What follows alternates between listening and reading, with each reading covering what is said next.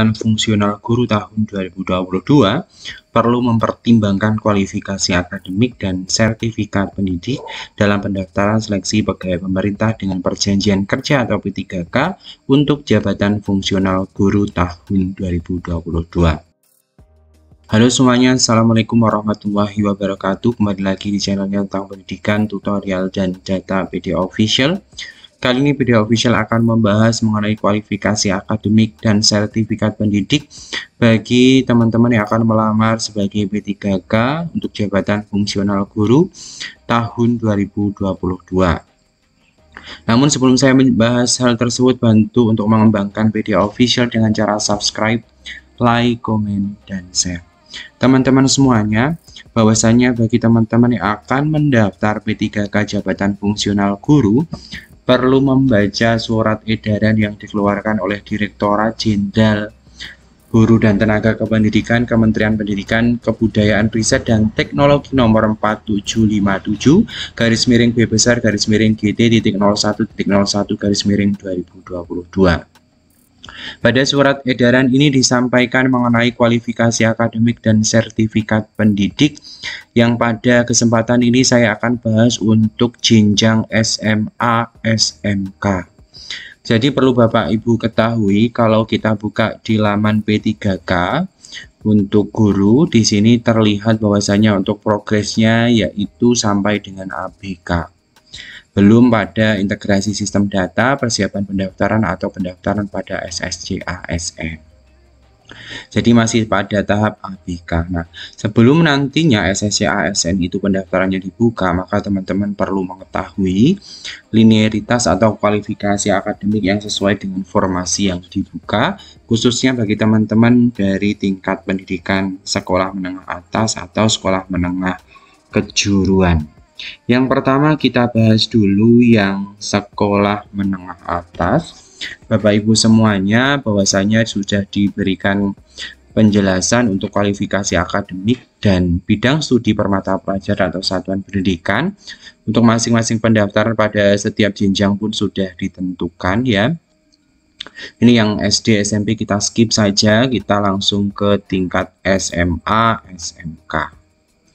Jadi Bapak Ibu semuanya nanti silakan dicek apakah ijazah Bapak Ibu sesuai dengan kualifikasi yang dibutuhkan pada satuan pendidikan yang Bapak Ibu pilih. Ya sebentar ya Bapak Ibu, saya carikan dulu untuk jenjang SMA. Jadi di tabel ini ada program studi atau ijazah S1 maupun D4, satuan pendidikan, bidang studi atau mata pelajaran. Oke, Bapak Ibu, coba nanti perhatikan saja apa yang saya tunjukkan pada layar ya Bapak Ibu. Oke, langsung pada tingkat SMA, di mana untuk tingkat SMA ada agama Buddha yang bisa didaftari oleh teman-teman dari lulusan Dharma Acarya, Dharma Duta Kepanditaan, Kepenyuluhan Pendidikan Agama, Pendidikan Keagamaan Buddha. Sedangkan untuk agama Hindu ada pendidikan agama, ilmu agama sampai dengan pendidikan agama Hindu, filsafat agama Hindu, hukum adat Bali agama Hindu. Untuk agama Islam bisa didaftari bagi teman-teman yang lulus dari antropologi agama sampai dengan tasawuf dan psikoterapi. Untuk agama Katolik bisa didaftari teman-teman dari ilmu pendidikan teologi sampai dengan teologi kependetaan. Untuk agama Kristen bisa didaftari dari teman-teman lulusan ilmu pendidikan teologi sampai dengan teologi dan teologi jurusan PAK. Untuk antropologi ada lulusan antropologi sampai dengan lulusan tadris IPS. Sedangkan untuk bahasa Arab ada lulusan bahasa Arab sampai dengan PSK GJ Pendidikan Bahasa Arab atau Sastra Arab. Untuk bahasa Indonesia bisa didaftari bagi teman-teman yang lulusan dari Bahasa dan Sastra Indonesia sampai dengan tadris Bahasa Indonesia, IPA, IPS, dan Matematika. Sedangkan untuk bahasa Inggris ada Bahasa dan Kebudayaan Inggris sampai dengan tadris Bahasa Inggris. Untuk bahasa Jepang ada Bahasa dan Kebudayaan Jepang sampai dengan studi kejepangan. Sedangkan untuk bahasa Jerman ada pendidikan bahasa dan atau sastra Jerman sampai dengan sastra Jerman. Untuk bahasa Mandarin Bapak Ibu bisa cek di sini bahasa dan budaya Tiongkok sampai dengan sastra Tiongkok.